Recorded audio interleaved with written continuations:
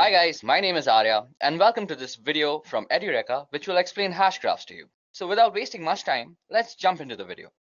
Okay, so this figure that you see on the left hand side of your screen is a hash graph. So a hash graph is basically a distributed ledger technology that was developed by Lehman Baird, the co-founder and CTO of the Swirl's technology group in 2016. So in short, it's basically a closed source patented software that has been marketed by the Swirl's people as a near replacement for blockchain. Whether it is a true replacement or not, that we'll see over time. But for this video, let's see how Hashgraph actually works. So first of all, a Hashgraph has members. So our members here are Alice, Bob, Carol, and Dave, and they're represented by the four lines that are going upwards on the left-hand side. So in this example, these guys are actually represented by A, B, C, D that are below each line, and each member starts by creating an event, which is a small data structure in memory, and it is represented on the diagram by a white circle. Now, each event is a container for 0 or more transactions. The community runs a gossip protocol, which means that each member repeatedly calls the other at random to sync with them. Now, the goal of the Hashgraph's consensus algorithm is for members of the community to come to a consensus or agreement on the order of the events, and thus the order of the transactions inside the events, and to agree on a timestamp for each event too. So it should be hard for an attacker to prevent consensus or to force different members to come to a different consensus or to unfairly influence the order of the timestamps that are agreed upon. Now let's take a moment to understand the gossip protocol visually. Now in this case, Bob randomly chose to call Dave, and when they connected over the internet, Bob sent all the events he knew that Dave did not yet know.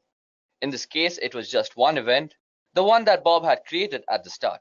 Now Dave records the fact that this sync happened by creating a new event, and this is the new circle which has lines going straight down to his last own event and diagonally down to Bob's last event. Thus, the graph of events form a record of how the members have actually communicated. Now Dave's new event is illustrated here. Firstly, it contains a timestamp and digital signature. Secondly, it has the transaction itself. Now an event is a data structure containing the two hashes of the events below itself. In this case, it contains the self parent's hash, that is Dave's first event, and the other parent, that is Bob's first event. Now the events can optionally contain 0 or more transactions that Dave wants to send to the network. So an event is a container for transaction. Dave puts all the timestamps of when he created the event and when he digitally signs it too. Now when this event is gossiped, the signature is sent along with it.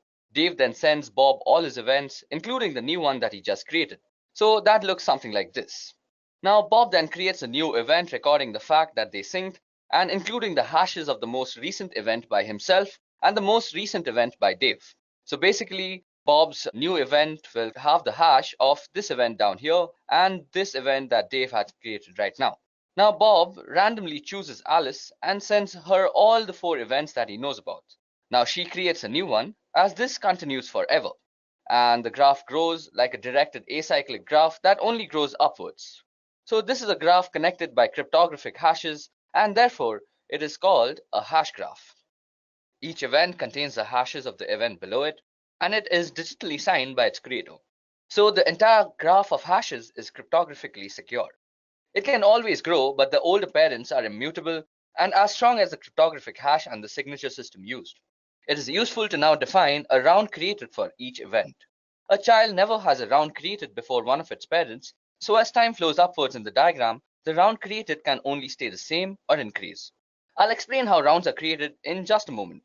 But the important point is that as soon as you receive an event in sync, you can immediately calculate its round created, and anyone else receiving it will also calculate it by the same number. So now let's understand witnesses. So the first event that a member creates in each round is called a witness. Let's color Alice's witnesses yellow. So all the yellow dots that you see on the left hand side on the hash graph are Alice's witnesses.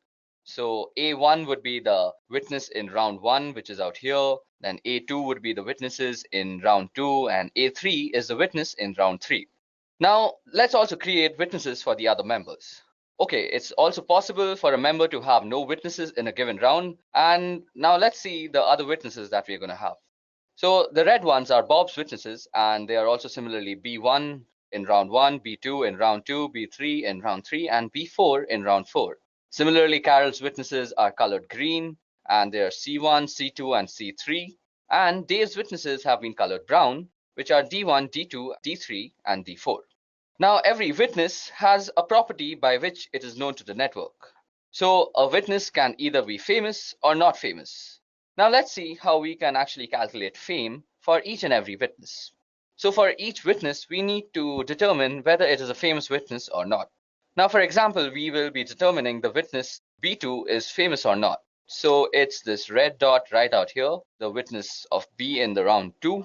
So, this is done by considering the witness in the next round. So the fame of B2 will be determined by considering the witnesses A3, B3, C3, and D3. So the idea for B2 to count as famous is that it should be seen by many of the witnesses in the next round. So there is now an election, now in which most of these witnesses will vote on whether B2 is famous. Now there will be a separate election for every witness to determine its fame. The witness of A3 can be seen by B2, and that means that there's an entirely downwards path. So as you guys can see that A3 has a downwards path which is represented by green out here. So A3 will vote yes. Now next, B3 also has a direct downwards path to B2. So B3 will also vote yes. Next, C3 also has a direct downwards path to B2. So C3 will also vote yes. And similarly, D3 will also have a direct downwards path to B2. So D3 will also vote yes. Now all 4 witnesses have voted yes. So we would expect that B2 will be declared to be famous. But the election isn't over yet.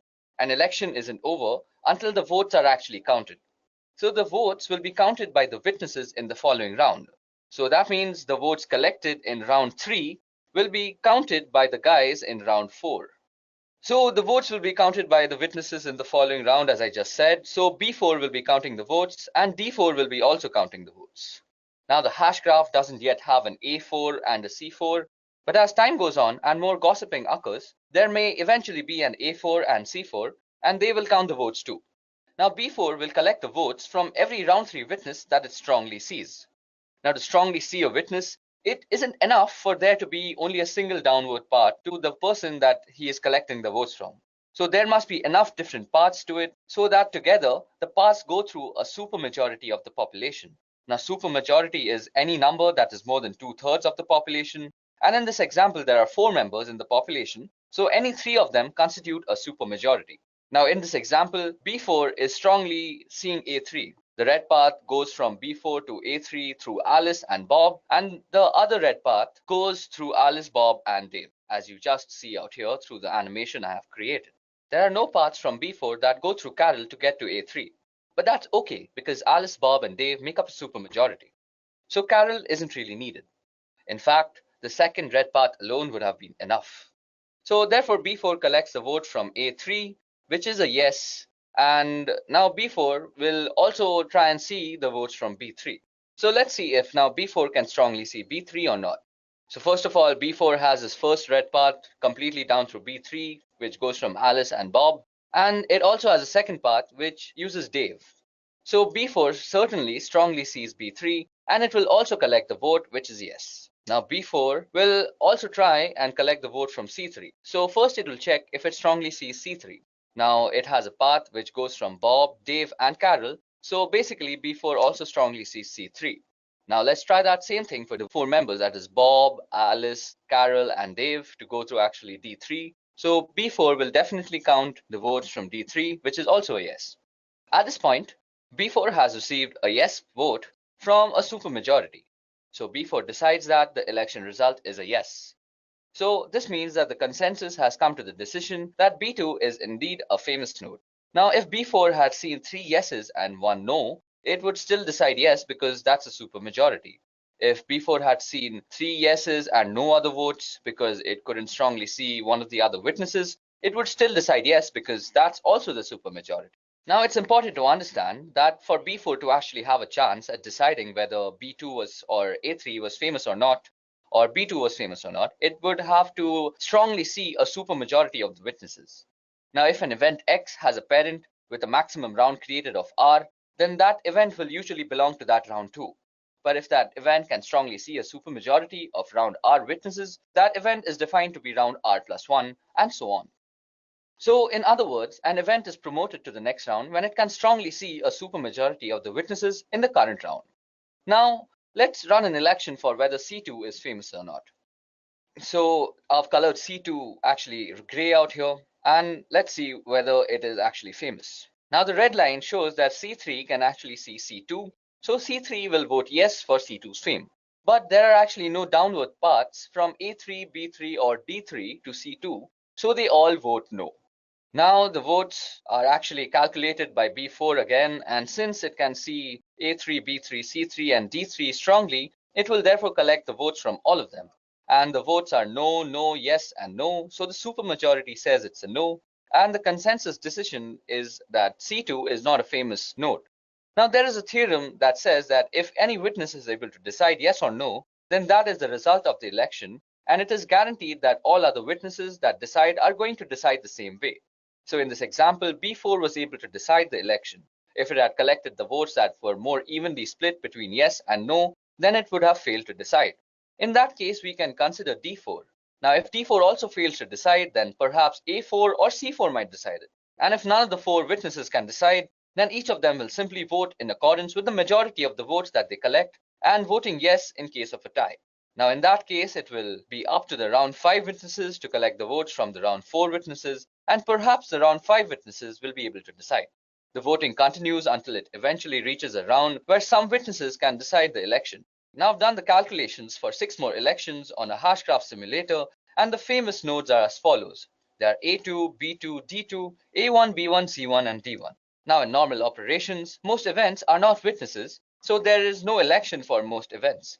And most witnesses are declared famous with an almost unanimous vote in the first round of voting. So most elections do not actually last very long. Now we have to decide the fame of every witness in round 2. Now once a round has the fame decided for all of its witnesses, it is possible to find the round received and find the consensus timestamp for a new set of events.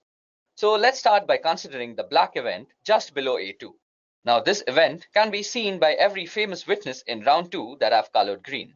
So these are the paths that they can see them by, as I've just shown, and this merely requires seeing and not strongly seeing.